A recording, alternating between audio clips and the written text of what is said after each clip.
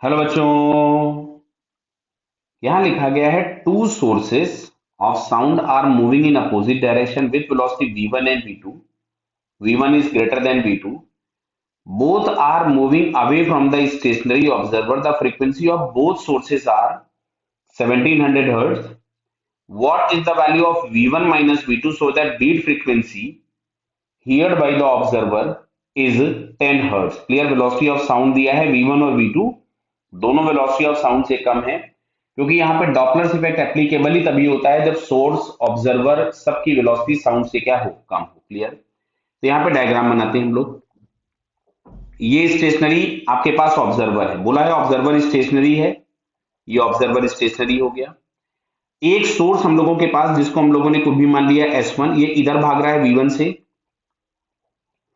और एक दूसरा सोर्स हम लोगों ने यहां मान लिया S2 जो कि इधर जा रहा है V2 से। क्लियर।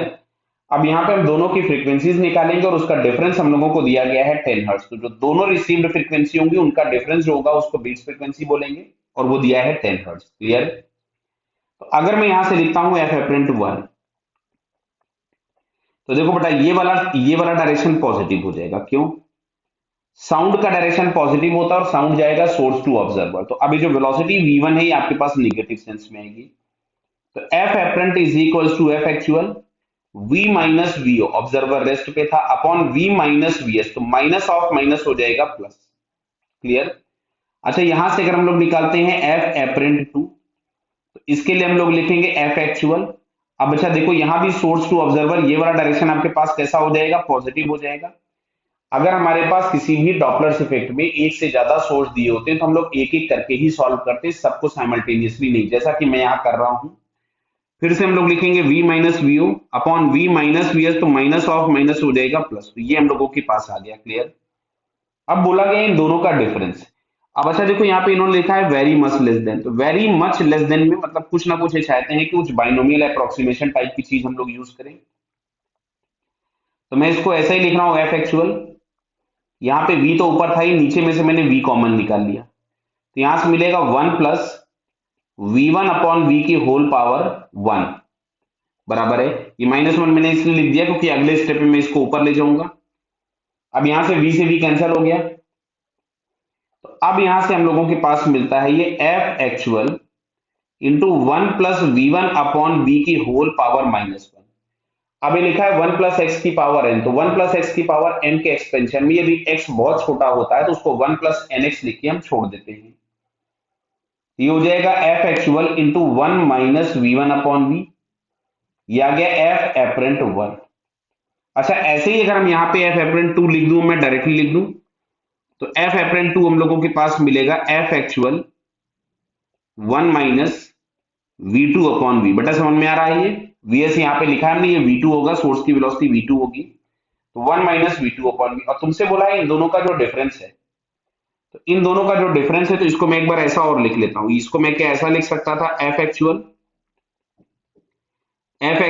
v1 अपॉन वी, और ये हमारे पास यहां से आ जाता है f actual minus F actual v2 upon we.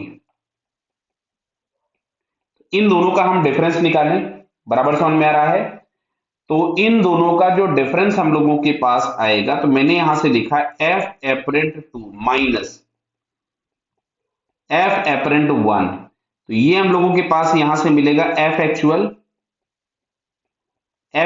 v2 by V minus F actual, और प्लस यहां पे हो जाएगा क्योंकि माइनस ऑफ माइनस मिल जाएगा प्लस। क्लियर है?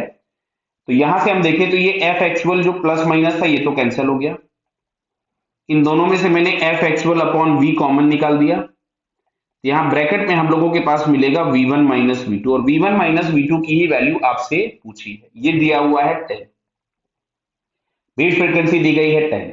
अब एफ एक्चुअल की वैल्यू अगर हम लोग देखें, तो एफ एक्चुअल की वैल्यू हमारे पास दी है 1700 और v दिया है 340, तो मैं वैल्यूज पुट कर देता हूं, मैं इसको यहाँ पे 10 ही लिखा देता हूं। ये हमारे पास था 1700 अपॉन 340, ये यहां से आ रहा है v1 माइनस वी2, इस जीरो से जीरो उड़ा दीजिए, 170 से 2 टाइम्स चला गया, तो अल्टीमेटली अगर हम यहाँ पे चेक करें तो v1 minus v two is equals to अपने पास आता है nearly 2 metre per second. Nearly क्यों बोला? बिकॉज यहाँ पे ऊपर हम बाइनोमियल अप्रोक्सीमेशन लगा करके आए हैं, इसलिए वैल्यू जो होगी वो 2 मीटर पर सेकेंड हम लोगों को मिल रही है। ऑप्शन अगर हम चेक करें तो 2 मीटर पर सेकेंड हम लोगों को ये बी वाले ऑप्शन में दिया है। So finally it's B answer is correct. Clear बेटा? Okay, all the best.